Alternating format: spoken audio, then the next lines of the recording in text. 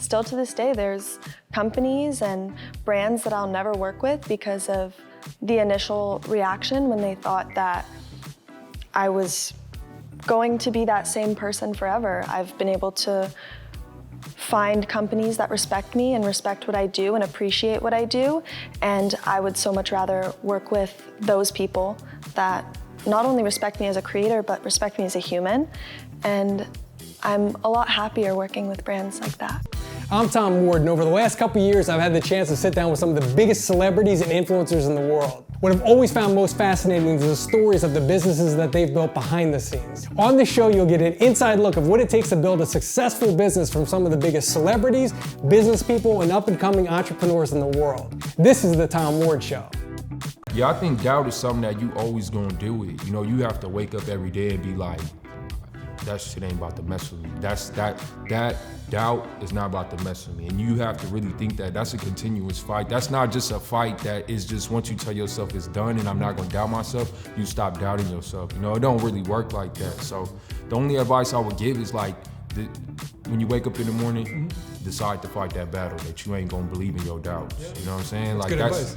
I mean, that's what it is. Even me fishing for the music industry now, I take all my knowledge of business and taking it to the music business. It's like, I could wake up every day and be like, man, I should just stay the model. But at the end of the day, what fun is that? Yeah. You know what I'm saying? You gotta expand and you gotta grow. Expand, you gotta grow, you know? When I launched on Common James, I had someone to create my website and I had a manufacturer. That was it. I didn't have a business plan. I didn't think about it. I just did it. I'm someone who runs off of just like an instinct, my gut feeling.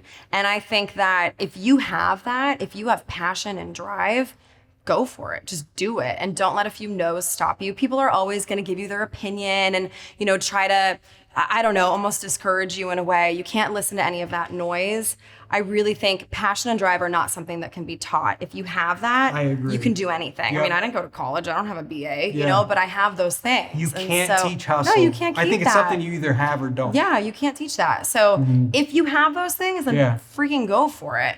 But no, it's gonna be a challenging road. It's not for the faint of heart. You will hit your breaking point at some point. But if you can get to the other side, it's the most beautiful thing on the planet. And I think as a mom, I think it's really cool for kids to see their mom chase their dreams and fight for what they want and go after that. I think that's one of the coolest lessons that you can teach your kid. Don't ever think your dream is too small. Dream big. Like we say in our foundation, why not you? You gotta have a why not you attitude. Wow. And if you have that, the sky is the limit.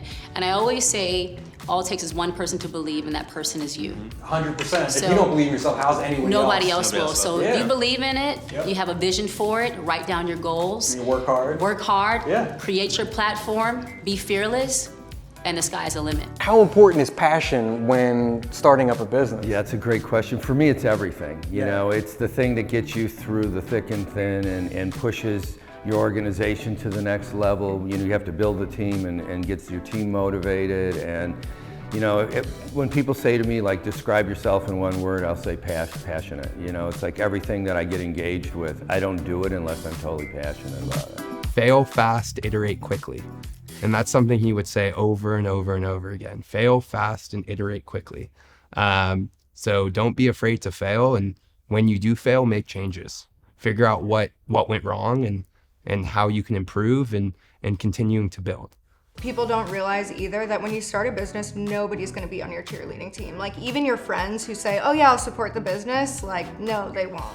And I think that that's something to be said too, by just because your friends don't believe in you, even sometimes family members, it doesn't mean you can't succeed. Like the world is of abundance. People don't understand that you start from the bottom, truly, and you're gonna get a lot of no's. You can't shut down, and that's what I've learned about what success or what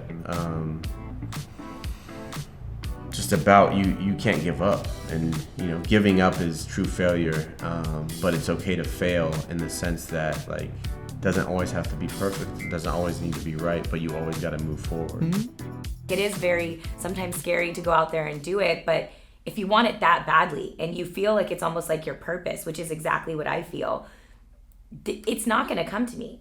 It just won't. So if you have that conversation with yourself and just be like, why not me? Why not go do this? Why not right now? You kind of just talk yourself into this moment of just go. what is the worst that could happen? Where I grew up, from a very middle class town, like no one is like exuberantly successful or has their own business, or like a millionaire is a myth, like where I'm from.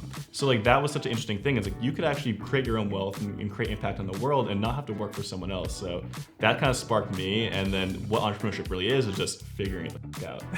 Like, right? Yeah. So like you figure it out. So if you really want to do something, just continue trying to figure it out. There's no roadmap. Yeah. What's the best piece of business advice you've gotten? You know what? I think like it is kind of business, but it's applied to my life, is the idea of asking for forgiveness, not permission.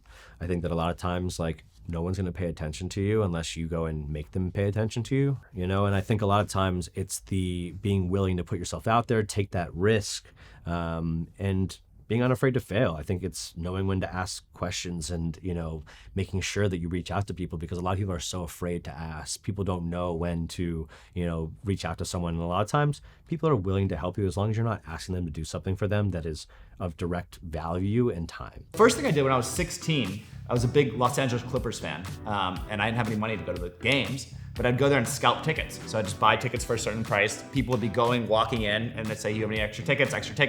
They'd give me their extra tickets for free, because I'd just be like, come on, please, I'm a kid, I want to get in. I would sell those tickets, buy more tickets. By the end of it, almost every game I was sitting courtside. I would just flip tickets until I got down to like, you know, first row, second row, third row, and just be flipping tickets. That taught me a lot about value of assets and timing. Game started at 7:30. You know, at 7 o'clock, tickets were really valuable. At 7:30, they're worth nothing. 100%. And so it's a depreciating asset really quickly. I learned that at 16, and you just learn kind of the value of these things. Managing your inventory. Of course, all that, because I didn't want to be stuck with 5 tickets at 7:30, so you're trying to flip them for different prices. And it just taught me how personality in business matters, and just being personable and likable. I was successful in that because I would go up to people and smile. Hey, do you have any extra tickets? It is so important to invest the money back into the product or back into whatever that might be that you're focused on, because in the long run, it's 100% worth it. And that's still what I'm doing to this day. That's why I'm investing in companies. That's why I told you I bought a network of Instagram pages. Money sitting in your bank account is doing nothing. And if it's sitting in your bank account and it's just stacking up, you're kind of comfortable. Yeah. And being comfortable, in my opinion, is like the worst thing to do. And if you can put money towards businesses or towards your own businesses in order for that to grow, in my opinion, in the long run, it'll all pay off. I believe everybody has a superpower of some kind. Now, you may be LeBron James at 16, where you know damn well what your superpower is, and so does everyone who watches you. Yeah. But other people shouldn't be discouraged, you know, because they haven't figured it out by 20 or, you know, by 30 or whatever. Even by 40, it's okay to not know. Yeah. It's okay to, like, as long as you're healthy and surviving, it's Paying okay. your bills Yeah. and, you know. Finding balance somewhere, like, it's okay to not know. And you can do this stuff as a side hustle. I had someone here that was a designer, and then Mike Amiri was here, and he didn't go up to him to say hello. He's like, that would have been weird. I was like, no, I wanted to. This is the opportunity. You got to take your opportunity. So 100%. That's my tip, is take your damn opportunity. Yep. Because there's only going to be so many. He might have said, you get out of here. But Yeah. You don't know if you don't know. So Yep. you gotta just check it out. I had no idea that I was starting a business. I literally was like, I just need to make an extra couple $1,000s a month. I'm gonna start this hair extension. I'll make 2 or 3 grand. I'll be good. Yeah, so yeah. that's really what my goal was at the time. But my passion really shined through. And every day I just started working every single day, 7 days a week, started working on this business, and it just took off.